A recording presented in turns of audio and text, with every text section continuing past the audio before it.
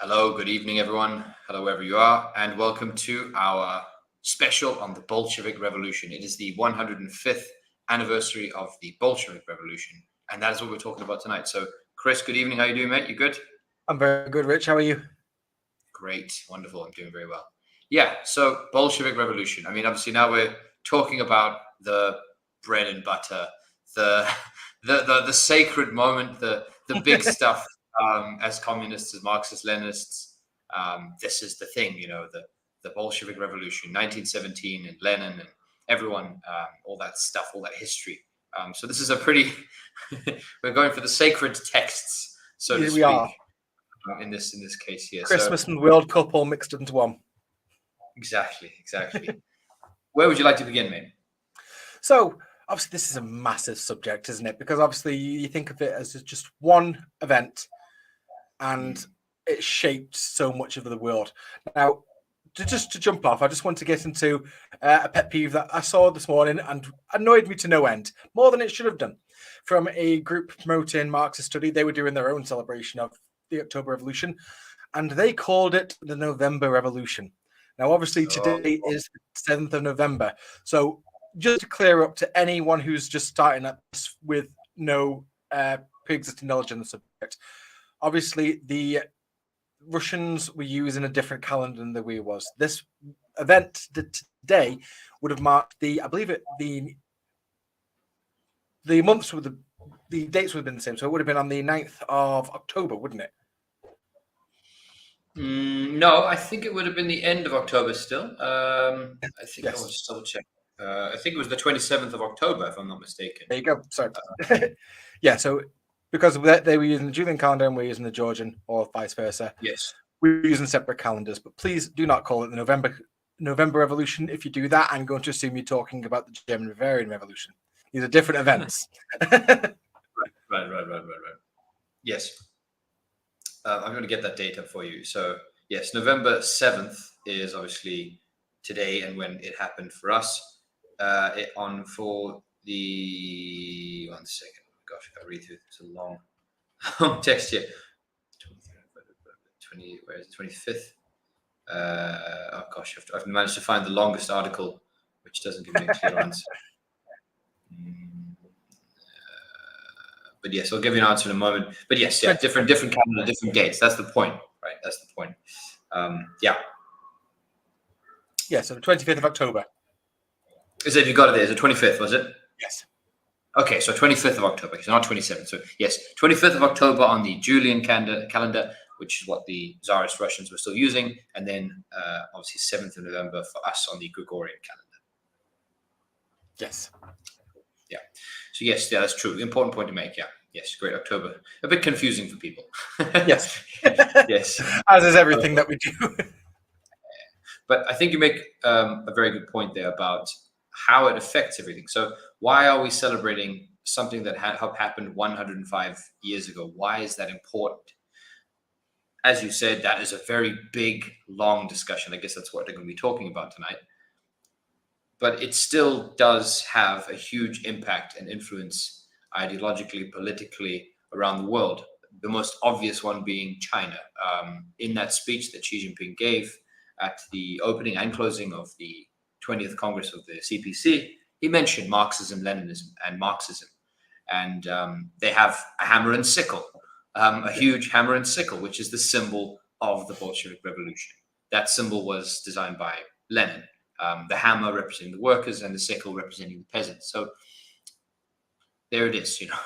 Any country that has a communist party, whether it's in power or not, that has a hammer and sickle, that calls itself a Marxist Leninist party, that, like I said, whether it's in government or not, you have governments in China, in Vietnam, in Laos, in Cuba, and also then sharing power in other countries such as South Africa and other places around the world, all have that symbol and that ideology. Obviously, there's differences as to the implementation of that in modern times. That thing hasn't stood still. There are, this revisionism and sort of applications of Chinese and socialistic characteristics. Sorry.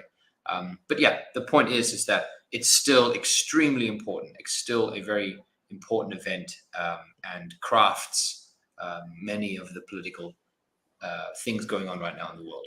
Many parties in many places. Exactly. Yeah. So I mean, I guess we should go. Yeah. Go ahead. In our media, and there's a phrase that's constantly used where we're constantly reminded the phrase "communism is dead," and it's repeated through so many mediums and narratives. Mainstream news will say it, not just your average right-wing college professor. There are some out there, most of them quite left-wing, but it's repeated to us through so many avenues as if it's a mantra that they're trying to hammer into our head. Now, Bonapartism is dead. We all agree that it's dead. They don't need to remind us every day that Napoleon's ideas are dead, but they do feel the need with communism and with the ideas of these two men coming on 200 something years ago now, and how their ideas still affect the world to this day in a huge point, as you just pointed out, with China being successor to the international communist movement, which is now, I believe, this year overtaken the United States as the biggest economy in the world. These are feats that the Soviet Union never achieved. Obviously, a lot does sort of look at mirror the days of sort of classic Marxist Leninism of the last century, and we are going to discuss a bit of that, such as the aesthetic. Everyone knows what a communist soldier looks like. The big hats, the green uniform with the red tassels on the collar. There's an aesthetic to it, which obviously we are going to get into, and why the Soviet Union, through necessity, adopted this sort of militaristic look and approach to foreign policy, and how that was sort of brought into existence and in many ways sort of essential to its survival. As Mao once said, without a people's army, the people have nothing. Almost to a point that there's no point achieving your gains if you're not willing to defend them. But obviously, we'll get into that a little bit more in a sort of more chronological order. So where do you want to sort of Yeah, I think it's important then just to sort of give a bit of the history, so before you get into the actual revolution itself. So I mean, we can't, again, you have to draw a line somewhere, and to try and explain everything would be unwieldy. We wouldn't be able to finish that. So as a recap, the conditions that led to the Bolshevik Revolution, as Marxists will say, the conditions are extremely important. The material conditions, the material and social conditions for revolution are extremely important. Theory and a vanguard movement are very important, but so are the material conditions. So obviously World War I breaks out in 1914, and all of the imperialist powers are aligned in different groupings. So you have Britain, France, Italy, and Russia aligned against the Central Powers, Germany and Austria-Hungary, and then later the Ottomans, and the Japanese on the other side of the world with the Allies. And war breaks out, and of course this is the First World War. It's industrial scale, the first real truly industrialized war, with industry fully dedicated in that particular way, and all sorts of new machinery, and so whole scale slaughter is taking place in that war across the world. And who gets sent, of course, is the working class. They are sent to slaughter each other by the various nations. And particularly for Russia, the losses and the incompetence of the Tsarist regime means they lose, millions of men and wounded and whatnot, and the country is really decimated. And food shortages and economic strife, increase. So life is extremely difficult. So by the time you get to sort of February of 1917, there's bread lines, there's women are begging for bread, for food. There's orphans. It's absolute chaos, and there's also mutiny. Mutiny by soldiers, Russian soldiers mutinying is happening. They're either just running back into Russia somewhere, or killing their commanders, killing their officers, or whatever. So it's falling apart. That's the conditions that you have. This absolute, real class antagonism with the aristocracy and telling them to continue the fight, to continue to go and die for Russia, for the empire, for the Tsar, and these people being put into this grinder. And bear in mind, that's all across Europe, that grinder. And that's it. And I think it's interesting that it's sort of like the lies of the old world stopped working. Like these romantic notions of dying for your monarch and king and a country. And like you've probably seen this back when you were in school, maybe if you went to an art museum, the old artwork from the Crimean War from the last century of these romantic images of cavalry riding with their sword.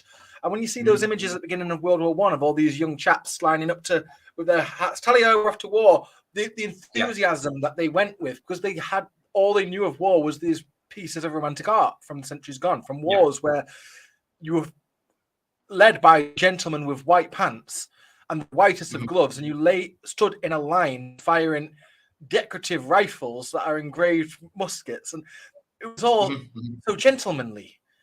And then when you're fighting a war with modern light machine guns and mustard gas and flamethrowers, getting horrible, the worst diseases, and it's all there on newspaper, being beamed back home. People being shooting themselves in the foot because they can't take it anymore. Shell shock, real horrors of war that had just never been technologically able to be inflicted on people before. And I think these are the things that really got into their mind. And the notion of fighting for your Tsar, for the glory of him and his royal family, it just seems completely alien at this point, where class unity in the trenches is such an easy thing to build, I believe. The one that you're with is that these are the people that you relate to. These are the people that matter. Those white pants back home, that they don't have a clue. They're going to be the ones coming out at the end of it with the medals and the glory. And I think this is the first time where this has all been brought to the forefront. Yeah, absolutely. I just want to add to that.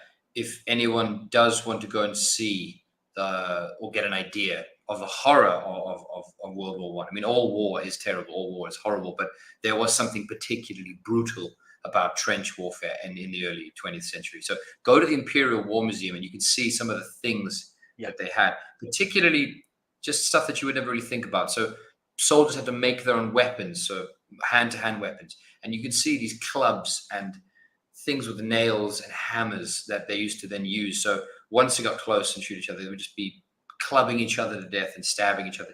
Really brutal. And those are the real weapons. They're there. And then the other thing to add to that is also then this series, this film that just came out, All Quiet on the Western Front, which Netflix has recently released, also shows you again just the chaos of the end of the war as well. And you catch a glimpse of the class politics too. You have that arrogant German commander who's demanding that this be a last assault. Sorry, a bit of a spoiler if you haven't seen it. Spoiler for World War One. The Germans lose. Germans lose. Right, no, I meant the series. No, and then there's one other thing I wanted to mention. So, yes, so I'll come back to that one. But really, truly horrific stuff. In that sense. So I think when you look at these sort of things and the conditions that people were going through, you can start to understand the mindset of a lot of it. What could be described as at this point the international working class. These are soldiers from multiple countries all come into a common ground to fight each other for a war they don't understand. Now, at this point in the Soviet, in Tsarist Russia, the Bolshevik Party were actually organizing men to actually spend time basically on the front lines to teach people class politics and to antagonize against the ruling class that are sending them to war, which I thought was a very interesting thing that they did this. And obviously it's difficult to sort of gauge the success of this, but obviously sort of Bolshevik ideas did come back to a lot of countries after World War One. Throughout Europe. This is one of the times we've been the closest, especially in an imperialist country like Britain, to having that sort of mass socialist movement. No, that's another excellent point, is that war and then the revolutionary ideas that were sort of accelerated because of that war. As much as you did have a Bolshevik Revolution in Russia, and Russia then pulls out of World War One and the war itself, as we know it, continues for another year. The Germans have a revolution, There's a Yes. revolution in Germany, very similar to the Bolshevik Revolution, not identical, but you had sailors who were about to be sent to a big final battle. The German imperial fleet was adamant that they wanted to have this big battle, even though the war was about to end. The German sailors figure out what's happening. They refuse to do it. There's mutinies all over the place. Those sailors then head off into different towns of Germany and foment revolution in Germany. And you had a German revolution with Rosa Luxemburg and Karl Liebknecht and whatnot. It didn't, you did have a Bavarian Soviet Republic and all sorts of Soviet republics, very much in a similar fashion to the Bolshevik ones, pop up in Germany. And that ended the Tsar and that aristocratic system. But also you had one. Yeah, go ahead. I was going to say, what's interesting, it very much in that respect also ended the First World War. When people talk about the end of the war, everyone's always very hazy and foggy. At the beginning of the war, they're always so certain it started with Franz Ferdinand being shot. Even that, huge levels of missing information. But when it comes to talk about how World War I ended, they will say, oh, it ended with an armistice. Well, an armistice, by its definition, isn't an end. It's the pause while you negotiate an end. It's a peace. Yeah. It's a ceasefire. The real crux of why World War I ended was because they realized that they just accidentally invented communism on the battlefield. Yeah, we're just going to force Russia to have a revolution. Germany's having a revolution. We need to stop it. And this is obviously why after the peace treaty, where we thrash it out, you have now what's classed as the Allied intervention in the Soviet Civil War, where the British, the Americans, the Japanese, the Germans, who had just been defeated, got rearmed by the Allies to attack the Soviet Union. And this, I'm just going to just dump this information bump here. This is why the Soviets realized that they're never going to get a moment's peace to peacefully develop, and that they are going to need to basically defend themselves from the capitalist world. Mm-hmm. Yeah, I'm just putting this one up here for us to look at. Yeah, you can see it there. As Chris just said, the Bolshevik Revolution happens in the October/November, and they start, mobilizing workers' deputies, soldiers' deputies, and workers in different cities, particularly Petrograd and Moscow. But as you just said,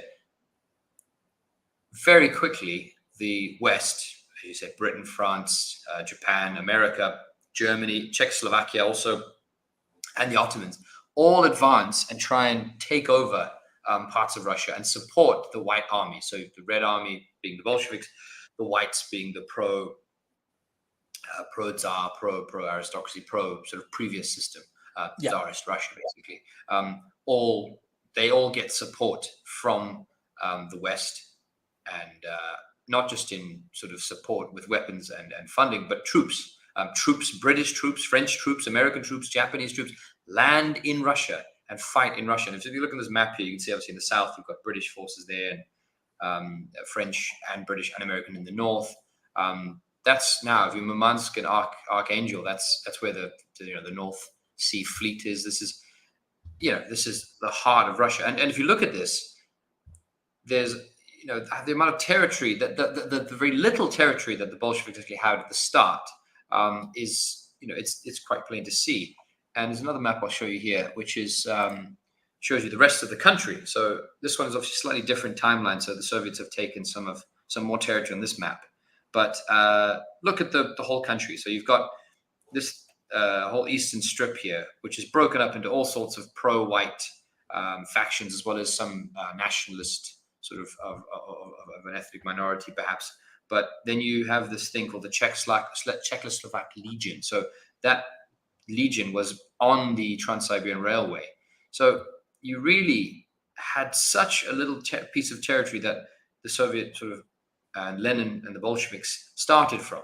And bear in mind, a lot of the people, most of the population is in this area, but still they fought. Once they'd taken power, they fought and took back all of this and Ukraine and the stuff that's on the previous map here, and then pushed west towards what they lost at the Treaty of Brest-Litovsk to the Germans. So the point I want to make here is actually there's sort of three accounts of the Bolshevik Revolution. There's the sort of Trotskyist, revisionist one, that it was, the revolution betrayed and all that kind of stuff. Then you have the totalitarian Western one that, that they plundered and robbed, and it was all just terrible. And then you have the sort of Soviet Marxist one, right? And the Western view is that, this was a completely undemocratic, totalitarian. They just came in through violence and sheer sort of thuggery, and that was how they managed to beat and win. But it seems impossible that you could just have basically what some Bolshevik thugs managed to beat the combined armies of the West as well as the whites and take all of that territory without the support of the Russian people, without the support of the people they were working with. It's insane. It's utterly insane. They obviously had mass support from the peasants and workers from the original place that they started, and then as soon as they entered new places would have had support. And it's obvious why they had support. I mean, they were offering to give land to the peasants, peace bread land, all that kind of stuff. Yeah. So that's an important point I think that needed to be made in regard to countering the sort of current dominant view of how the Bolshevik Revolution unfolded. I mean, obviously there was violence and there was thuggery. I mean, it's no Tea Party, as they always say. But the idea that it wasn't popular is utterly ridiculous. Exactly. Like, you've got to remember that the conditions that the people in Russia were in at that point, like serfdom, had not been fully abolished at that point. So serfdom, who doesn't quite realize it's not quite slavery, it's not quite feudalism. It's slavery with an extra step. Basically, the landlord doesn't own you; he does own the land and the equipment and your house. So it's essentially, in terms of the feel of it, you wouldn't be able to feel very much different than slavery, but there's a few legal caveats that make it technically not. So just to go back onto that picture, this is a photo from I'm going to Vladivostok. This is Vladivostok. Yes, so this is Russian Far East. If anyone can think in your head where North Korea is, this would be the section that North Korea shares a border with Russia. So here, obviously, we've got a part of the Allied intervention. You can see United States flag. This, I was trying to work this out. French, maybe. Romanian, maybe. Hard to tell with a black and white photo. Could be French, yeah. Yeah. Obviously, Empire of the Rising Sun in the far back. Sides that are eventually going to start shooting at each other in about 20 years' time.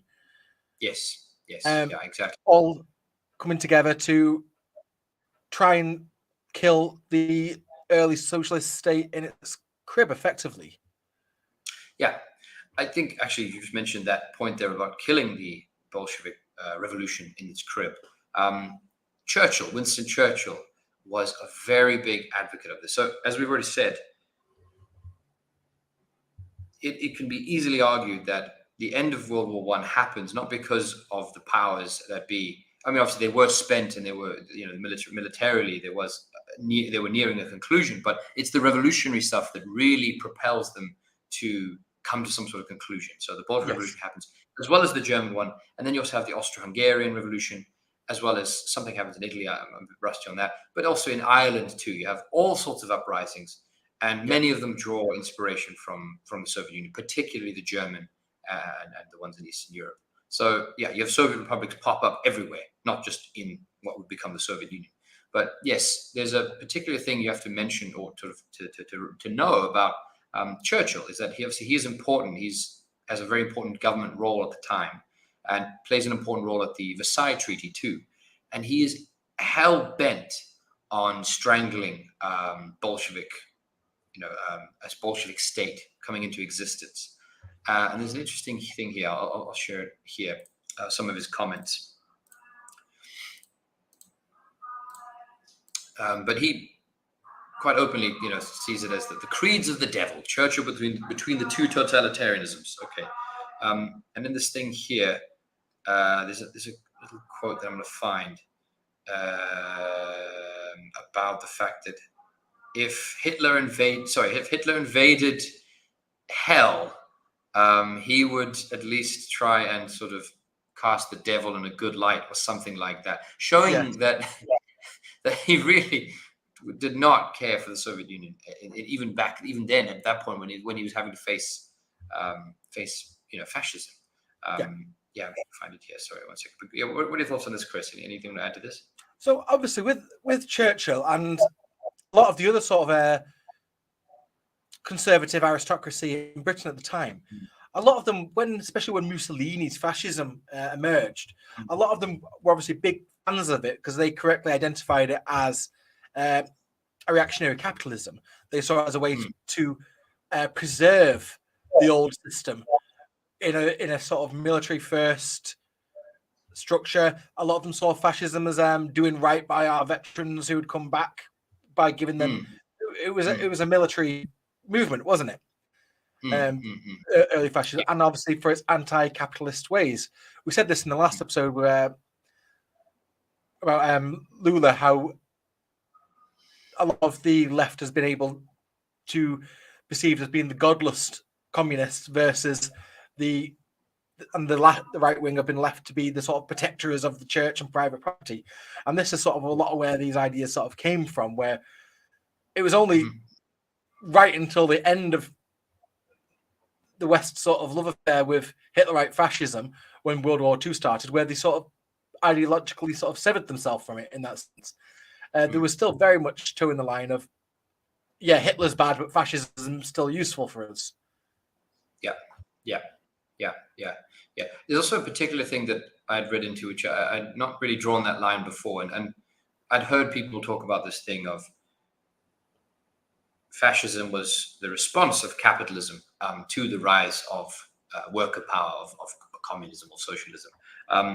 And there's actually a very clear link where you look at things like in the German Revolution. So once Rosa Luxemburg and Karl Liebknecht and those guys do what they do in Germany, the relationship with the old aristocracy, the sort of falling apart Kaiser sort of system, the bureaucrats and whatnot, and the general. So there's a particular general, and he organizes the Freikorps, and there's a picture of these guys, and they've got swastikas on the helmet. They're very basic swastikas, but they're there, and you can see the militaristic sort of in Ernest Rome, proto-fascists.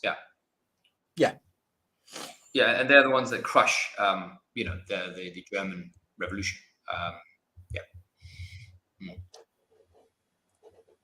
Sorry, I just want to put up this thing. I've got it up here already, which is so Lloyd George, who's the prime minister at the time. Coming back to this Churchill point, Lloyd George, the prime minister, famously added a more personal consideration. So he's talking about Churchill. He says his ducal blood revolted against the wholesale elimination of Grand Dukes in Russia. In his diary, Sir George Riddle noted that Lloyd George had commented upon Churchill's Connaught Room speech in no uncertain terms. He, Churchill, has Bolshevism on the brain. He is mad for operations in Russia.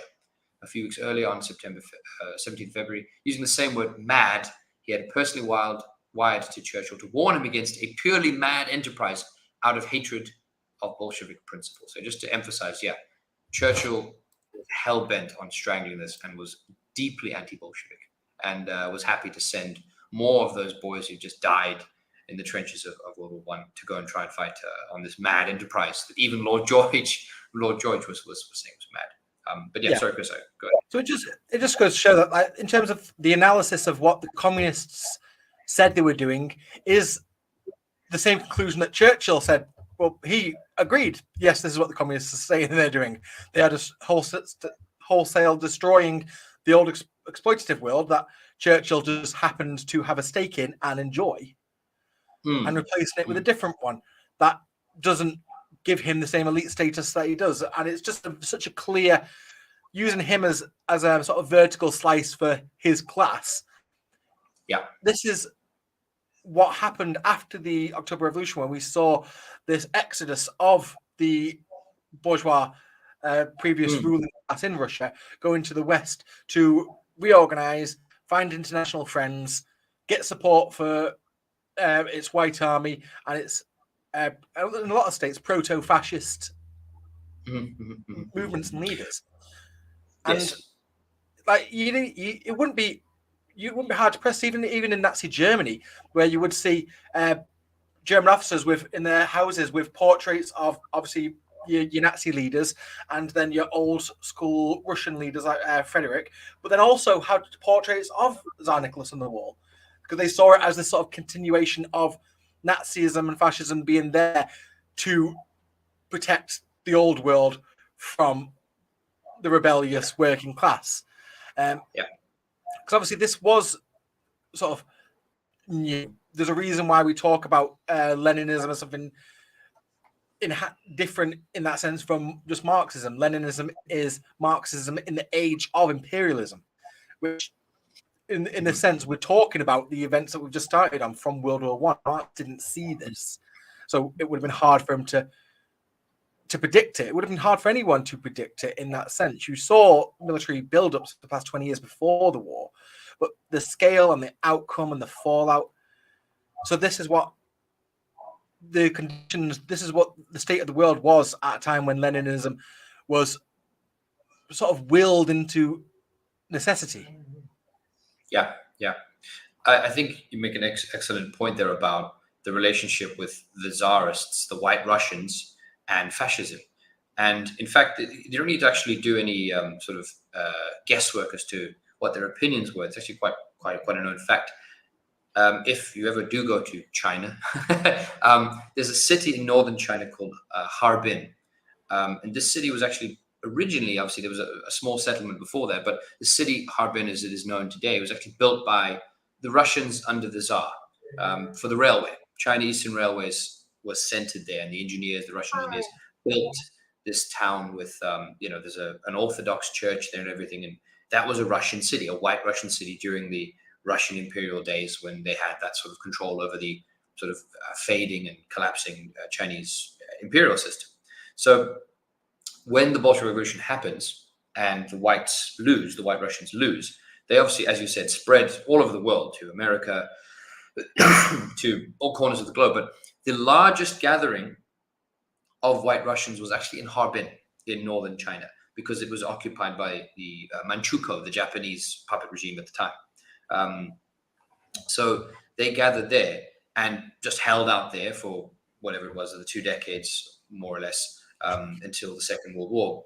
And as German fascism and Italian fascism and fascism in general rose in Europe, these guys in Harbin, the White Russians, set up and had their own union of fascists. They had their own group of fascists, and they had even bizarre things like the club of fascist little ones, like little kiddie fascist clubs. But they fully went down that path. I mean, obviously, it's understandable because the Bolsheviks were their enemy, and the fascists were against the Bolsheviks, so I guess a natural enemy in that sense. But they didn't really have any problem with joining up and becoming a part of that sort of fascist empire had the Nazis taken the Soviet Union World War II.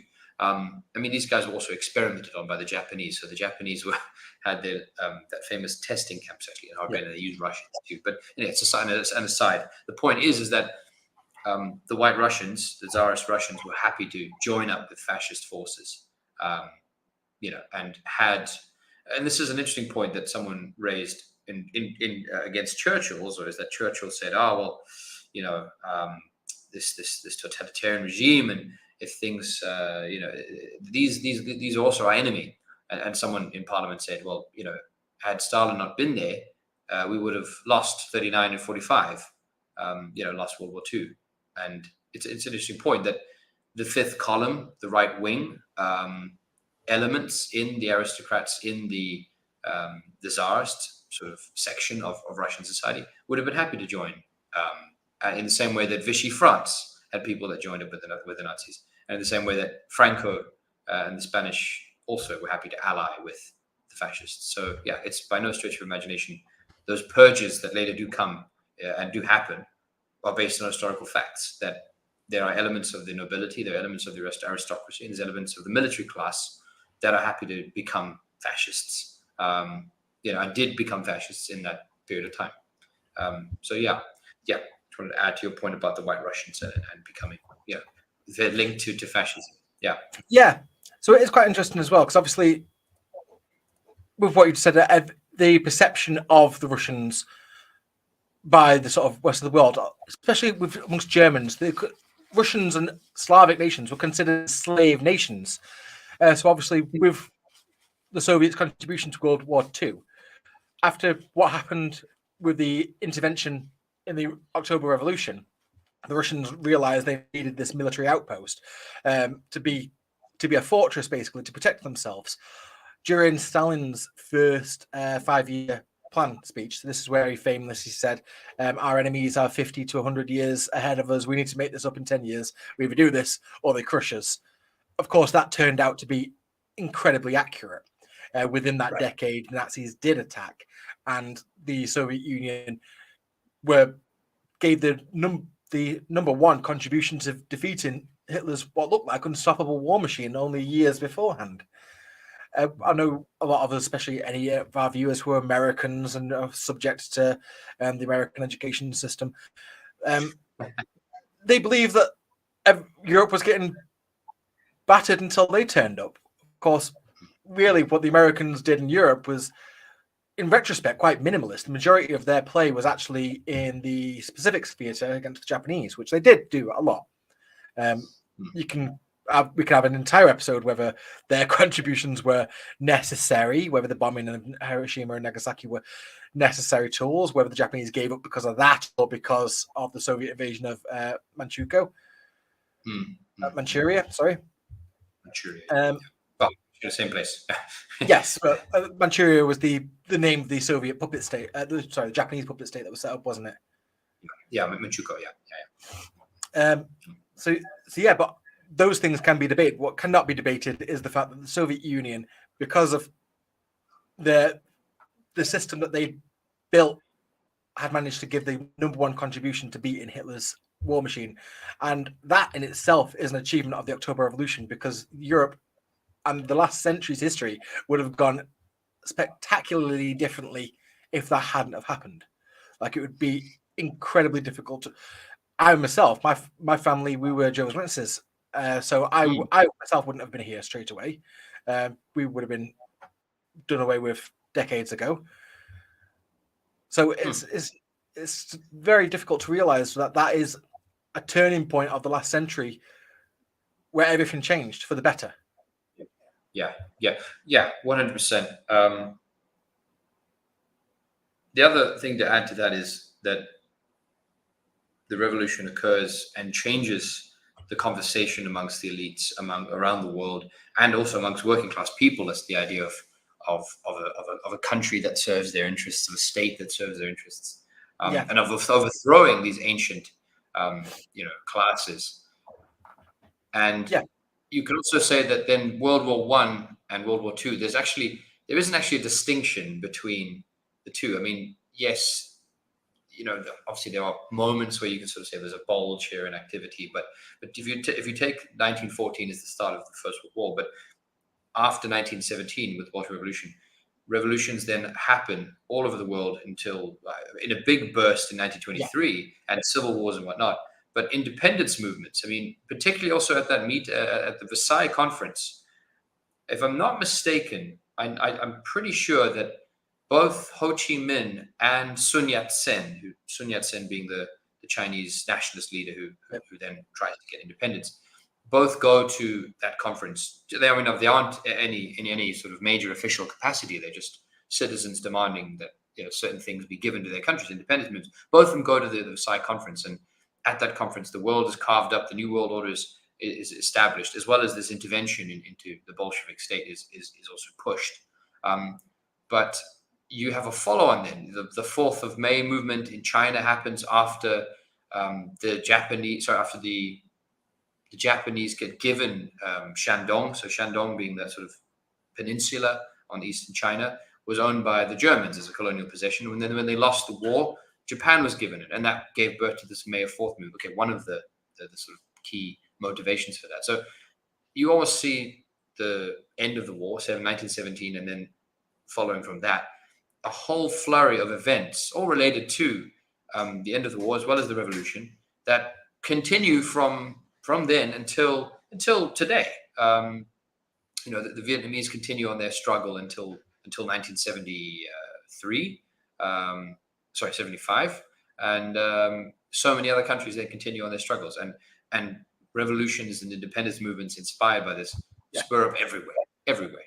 I said it's not a coincidence that all these liberation movements and these groups demanding self-determination, that they carried out their movements and their revolutions spurred on by the words of these Marxist Leninists. There's a anecdote that I'm going to have to paraphrase. You probably actually know this one a bit better than I was, about Ho Chi Minh when he was being introduced to the internationals. And someone asked him, which international do you support? And he said, which is the international that supports the cause of the oppressed nations? And he said, well, that would be Lenin's Third International. And he said, well, that is the international support. No, nice. I don't know this reference, but no, that's it. Yeah, that's brilliant. Yeah. I mean, we could do a special on that at some point. I actually don't know enough about the distinctions between the different internationals, obviously first, second, third, and fourth. Yeah. I think we're on some I don't know, now 17 or something. Or there's something about UFOs waiting to come and Poseidonists, and it all gets a bit crazy when you get to after 3. I think 3 was 3 was the best. Like Star Wars, 3 and it's done. It's like Star Wars, basically. Yeah, after 3 it starts going downhill. So with that sort of notion of thought, obviously before the French Revolution in the 1700s, you had the Renaissance, and part of this is not just the technology side of it, but the Renaissance of thought, this rebirth of thought. And this is where you get the first notions of these thinkers coming up with the idea that the state should be there for your benefit. And obviously those ideas got taken into the French Revolution, which was an incredibly progressive revolution for the time. This is why Paris was the revolution capital at that point, even though it was a bourgeois revolution. Obviously, after the Russian Revolution, Moscow now took that title because it subsided it. But this also caused this new renaissance of thought, of this idea that spread to third world countries and oppressed countries, that we shouldn't have to be at the whims of a more powerful Western country. We shouldn't have to give our resources, whether it be tin, rubber, people, because their god's different, their skin's different, or more often than not, because they've got bigger weapons than us. And even though the West, after a certain point of the last century, started touting these popular lines of independence, it meant something very different to them.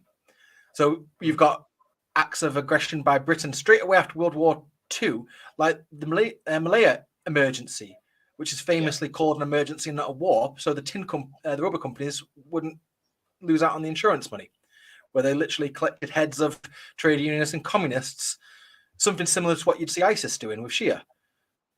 We did it first.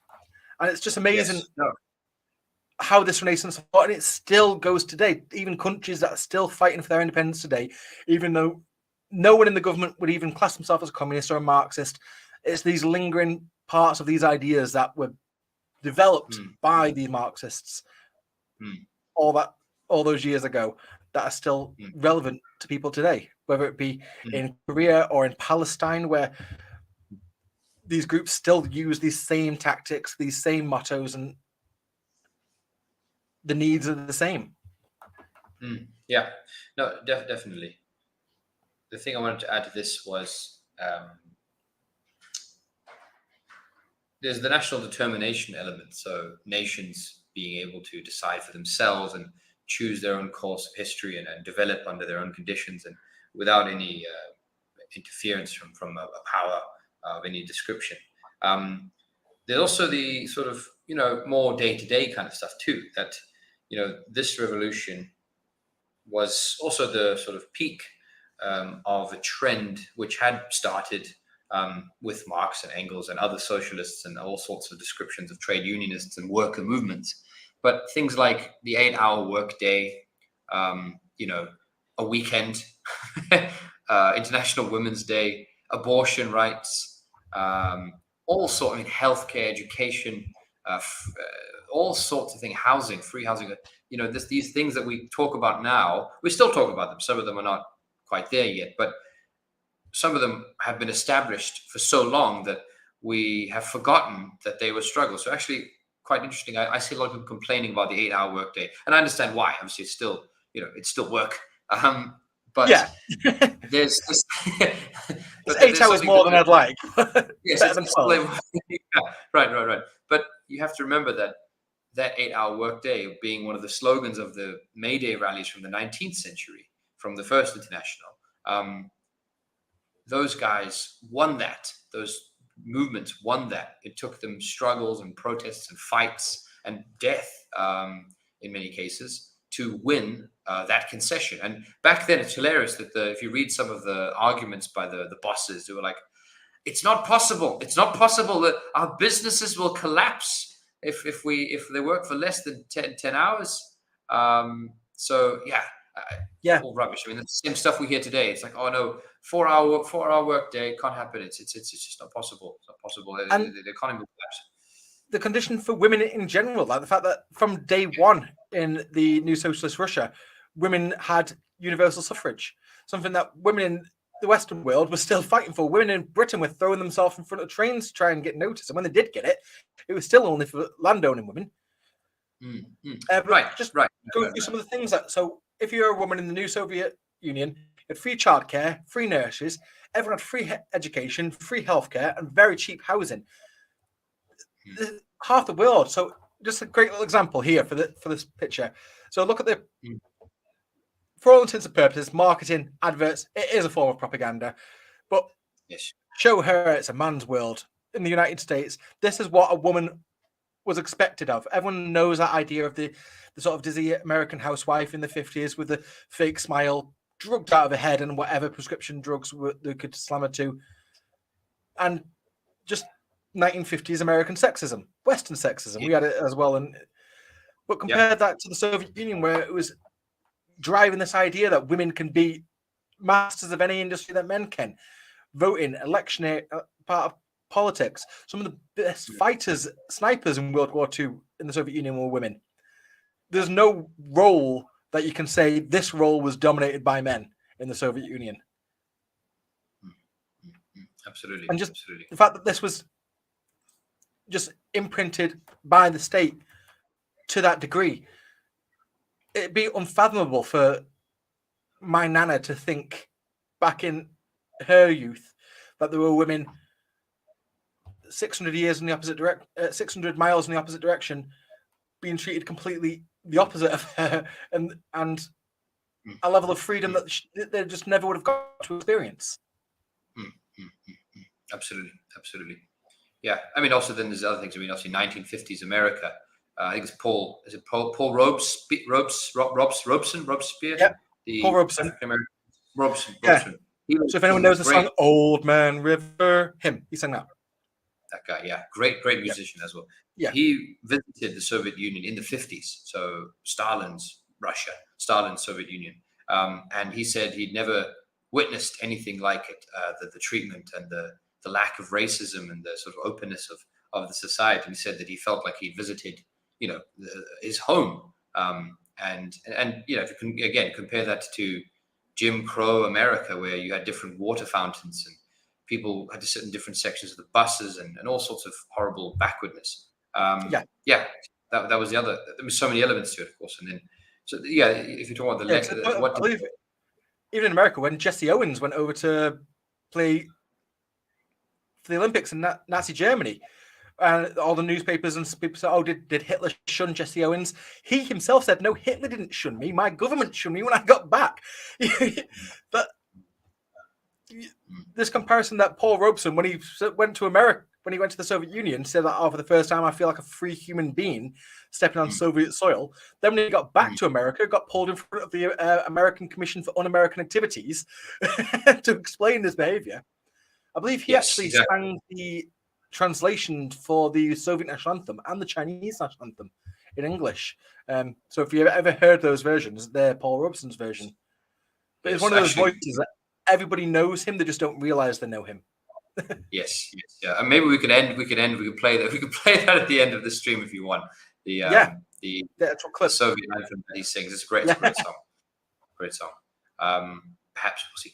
But yeah, I think that is another element of the Bolshevik Revolution. The ideals of respecting and letting all nations have their space to develop in their natural conditions. Obviously, applying that initially in the former Russian Empire, so allowing Kazakhs to have a Kazakh Republic, and Turkmen and Tajiks and Azerbaijan and all that stuff. Yeah, I mean, and just on that specific thing, that when people talk about the situation in Xinjiang now with the Uyghur and all that stuff, the originally actually was Soviet ethnographers that went there and helped these people. I mean, so they obviously made some mistakes because of, quite a complicated thing, but in the sense that they figured out, well, okay, this is a nation here, you guys are people, okay, well, let's try and organize you into some sort of government thing that you can have, your own authority and have some autonomy. That whole thing also was very important, even in the early 20s, when this country had just come out of the Civil War and the First World War. They made this effort to allow these tiny countries to break up and have control over resources and have a say over how things were going to be done. That is obviously internally, but then if you go after that in terms of the independence movements around the world, the Soviet Union is there every step of the way, whether it's in Africa, South America, or Asia, Vietnam, Angola, Cuba. The Soviet Union stands and helps nations either overthrow a classic imperial sort of power like Portugal or Britain or France, or stand up to US imperialism in Vietnam or elsewhere around the world. They were stood there and provided the arms and sometimes even lives to stop them and to help the oppressed nations. So that's one of the fundamental. As we said in the show as well, because obviously the biggest contradiction of our world is imperialism against the needs of the free people, it doesn't mean eventually that communists can end up making, as we've said, strange bedfellows. This is why the Soviet Union and communist states in general have supported countries that aren't communists. Sometimes are some sort of flavors of socialism, whether it be Ba'athist Iraq, Ba'athist Syria, but then obviously the Islamic Republic, which is not socialist in any respect of the word, but it's because of their struggle against imperialism, which is why socialists and particularly in this case the Soviet Union would have supported them. Yeah, absolutely. Yeah, it's not just this case of being only supporting communists. It's about that's where whole determination, letting a country develop according to its own conditions. I don't know if you want to mention. I don't know if we have time for this, but Trotsky and some sort of difference there. But I think, to be honest, we do have to say that during the actual revolution and leading up to it, that Trotsky did play an important role in the army, setting up the Red Army and fighting and being a commander and in playing some role in negotiations. He did. But credit where credit is due. He did join the Bolsheviks very sort of late into the game. He sticked with the Menshevik Party, which originally was obviously just one wing of the unified Russian Social Democratic Party, when they were all effectively one party with two factions that did split. But he didn't join the Bolsheviks until late on the game. But obviously, credit is due. During the actual Civil War, he did play a role. A lot of the criticism of Trotskyism, of course, with Trotskyism, the majority of Trotskyists don't actually realize what Trotskyism is. Like, a lot of them just see it as, they say I'm Trotskyist, and what they mean is I'm just anti-Stalinist sometimes. I don't like bureaucracy. I don't like some sort of authoritarianism that they're referring to. I always think that these are very strange accusations coming from a Trotskyist who like, Trotskyist, but by no stretch of the imagination was he some sort of libertarian sort of egalitarian. Like he crushed a few workers' movements in his time. Like, yeah. Well, I mean, the Kronstadt uprising and whatnot. But I think for me, the whole thing about this debate is obviously socialism in one country. This was the big debate of that era, and arguably still is. Actually, we could say that still is the argument as to how to get socialism. So on one side, yes, you had socialism in one country, which is what Stalin and Lenin, I think, also advocated that, saying that, we start from somewhere and you have revolution here, and then we build from there. But this is one of his things, was world revolution, that we had to constantly just wage war. So this is, if hopefully someone correct me in the comments here, or maybe you can correct me, Chris, that one of the big criticisms from Lenin to Trotsky was that Trotsky was hell-bent, being the military commander, hell-bent on pushing, when the Bolsheviks had made their gains and taken so much territory, he was pushing west and wanted to go all the way and roll over Poland and into Germany, and then just have the European world revolution. That's that was my a big understanding of it as well. Yeah, that the notion of building socialism in one country as a sort of base, because obviously, so even socialism in one country did export revolution throughout the world. It was just about building the conditions up internally at home, where Trotsky's ideas was that socialism can only be, basically everyone has to stand up at the exact same time, which kind of means, well, what about this guy here in the Philippines who's struggling and ready now? You're telling him he's got to wait because everybody in Colombia is not organized yet? It just seems incredibly, what's the word I'm looking for? Sort of wishful thinking. In that, very idealistic. Yeah. No, and I think that also, they tried that. I mean, they actually did push into Poland, and of course now you had an invading army essentially. Even though they would represent the workers' interests and whatnot if they had taken power, whatever. But to the Poles, you have a bunch of Russians, just to use shorthand. And there's never been a particularly good relationship between Poles and Russians, I don't think, at least. Historically, maybe a few good moments here and there, but particularly World War II. But that it didn't work. They were defeated. They were crushed. So it was defeated on its own terms. It was never going to be a better point than that. They had the troops. They had the momentum. So I don't think that thing would have worked. And as you said, there's also other various reasons. It just seems too idealistic, too unrealistic to think that you can have a revolution all the time, everywhere, and just sort of expect people just to join up like that. There's so many things you have to think about when you're crossing the ocean, and logistics of that time as well. Chaotic. I would make one more quick point on this one, not related to Trotsky actually. Is there's something obviously called workerism to think about as well, sort of an obsession with that workers can do everything. And obviously this is a very important part of Bolshevik ideology, Marxist ideology. But there are examples where workers take up the wrong slogan, the wrong angle, and actually then stand in contradiction to the broader struggle or something like that. So a good example of this is actually in South Africa. There was the Rand Rebellion. So there was a huge gold mining industry, but there still is, in South Africa at the time, in the early 1920s. And because of the Bolshevik Revolution, this idea and these slogans were all over the world. And a group of white miners who were striking had this huge uprising, and were armed in the streets. And they got very close to having the slogans of Marxism. They said, "Workers of the world, unite for a white South Africa." So close. Close, but so far. So I think that's an important point to make. And this is where I think the Trotskyists, obsession with workerism, you can see some limitations.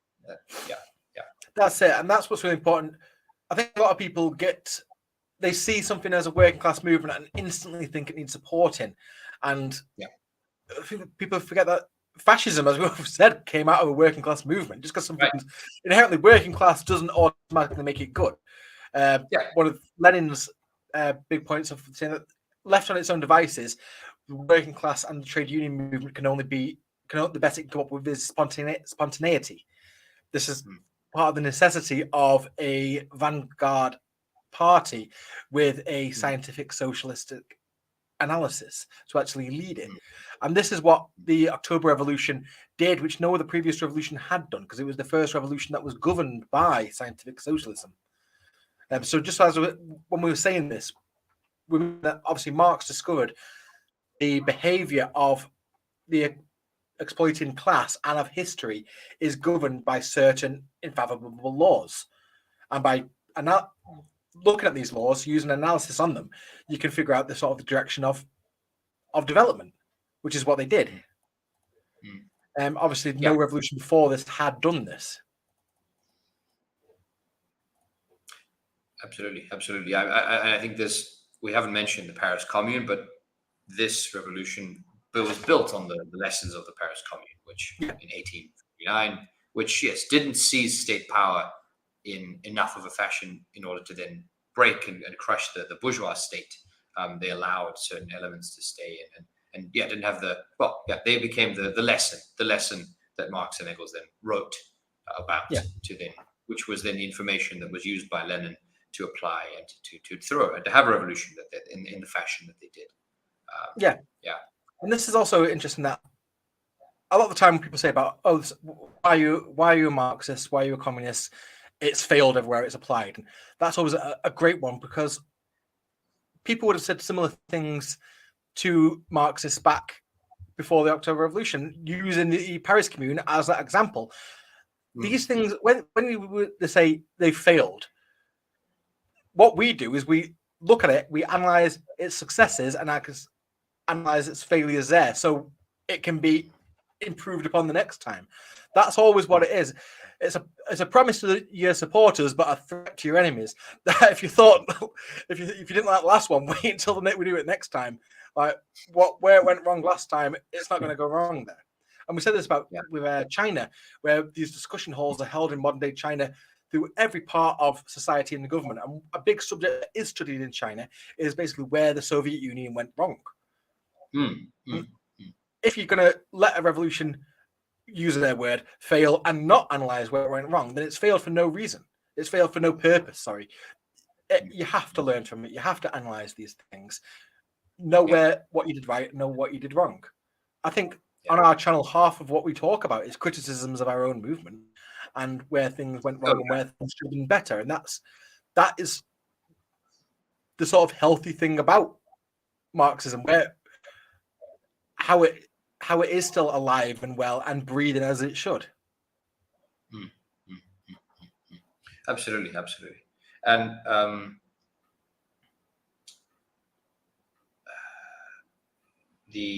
1 second. I wanted to say something earlier, but I've completely forgotten. But yes, in terms of the failures, yes. I mean, but look at aristocracies, look at capitalist systems. I mean, how many collapses, whether it's 1929 or any of the ones of the 20th century, or the recent one in 2008, where an entire this decade, it's just this system, for some reason, capitalism, is allowed to fail periodically, and we know it's coming. There will be a crash, and the system will break on its own terms, and then we'll just bail it out and pay for it again. Not us. Well, we will pay for it, not by our choice. And that's just fine. Whereas any other sort of alternatives, socialism or communism, whatever, if they have failures, that's it. You only get one go, mate. That's it. And that was the point I wanted to make. Is that also, again, if you look at even just political leaders, I mean, obviously systems is one thing, but we talked about Lula last week. The man went to jail. The man lost many elections. And even if you want, you could say Biden. We look at Biden; he failed many elections. So, failing or sort of where a shortcoming of some sense, even if that happens, everyone else in the political space seems to be okay with picking up and just carrying on. Obviously, changing some stuff, and the same should apply to socialism and Marxism and whatnot. There's always an interesting one as well off the back of that, where they talk about the groups at the Victims of Communism Memorial and the death toll of communism, which I believe comes from a black book, the Black Book of Communism. The editors of these books were basically given the pitch before writing it, saying, whatever you do, come up with 100 million or 100 billion, either way, a silly number. But don't matter how you do it, come up to that figure. So but we could do the same with their system much more accurately. Like, if you're going to accuse everybody who has ever died in Russia prior to 1991, between 1917 to that day, saying that they're victims of communism. So why doesn't it also work with everyone who's died in the West in the last 300 years? Why they're not victims of capitalism? Yeah, And absolutely. even more directly, so we can count all those children who had their arms ripped off by polishing the inside of machinery that the factory owners made them go into. And exactly. No, yeah. So that statistic should, if you make one about capitalism, should include exactly what you just said: children dying in mines or in machinery accidents at factories, people crashing because they were overworked and whatever. You know, all of the illnesses that come from mining coal for profit, and thousands and thousands of other illnesses and ailments and deaths, millions of deaths, every day as well. Modern-day slavery. And then unnecessary starvation. So the fact that you have people freezing to death on the pavements of Britain now, while we have empty homes that are empty because of speculation, because of profit seeking. No. Also, I just want to say on that statistic that is still there, the victims of communism statistic, there's two contributions to that which are there. One of them is the Nazi soldiers that were killed in World War II are apparently victims of communism. And also now all of the people that have died of COVID-19 are victims of communism. And that on there too. So to be honest, if you're listening to this, you're probably a dead victim of communism. Probably, statistically speaking. You don't know it. It was the curse of Stalin, how he managed to make everyone in Russia was dead, but the population managed to keep steadily going up, which is impressive. It's almost as good as Kim Jong-un being able to kill people who then turn up on TV 2 days later. Well, there's definitely there's definitely a magic going on here that we're just not privy to. No, we are. It's a secret. It's a Bolshevik. It's a Jewish Bolshevik secret that we keep. Our magic satanic cults that we're in. Yeah. But yeah, I think I'm pretty finished for tonight. Chris, anyone want to add any other points?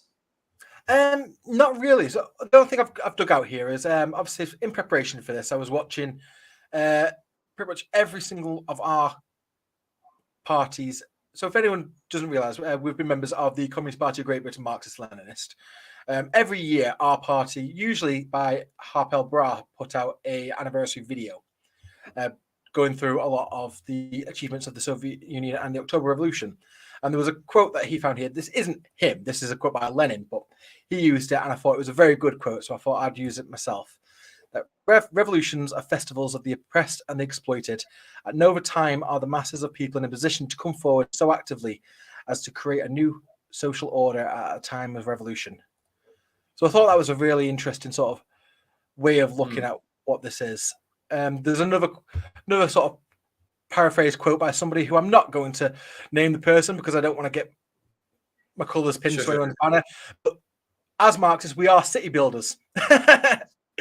And I think that's something that people always want to point out. Everyone likes to concentrate a lot on the destruction of the 21st century. But there was so much construction, so much innovation. A disproportionate percentage of that was the direct responsibility of the Marxist-Leninist governments. We won the space race, we won the technology race, and with China at the helm, I can see a very good next century coming as well. Absolutely. Do you want me to play the song, Chris, or should we just tell people to listen to it? I think we should. Okay, let's get it up. Okay.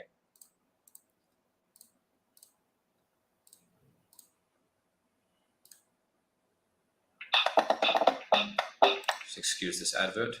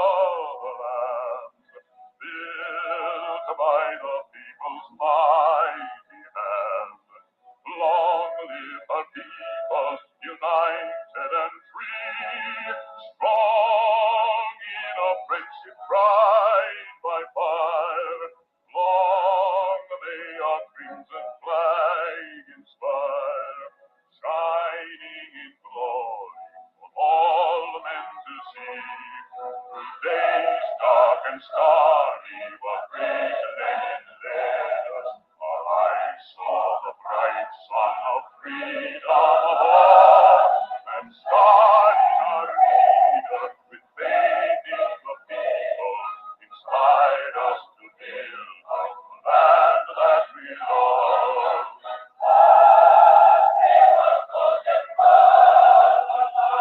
We should leave it there. I think so. I think it's a nice so. stop there. Good stuff. So On a high note. thank you very much. Yes, we'll leave it on a high note. So thank you very much for watching, everyone, and we'll catch you next week. We haven't decided on a topic, so it's going to be a surprise. So we'll see you then. Thank you very much, Chris. Thank you very much. See you all next week. Yes, and happy Bolshevik Revolution Day.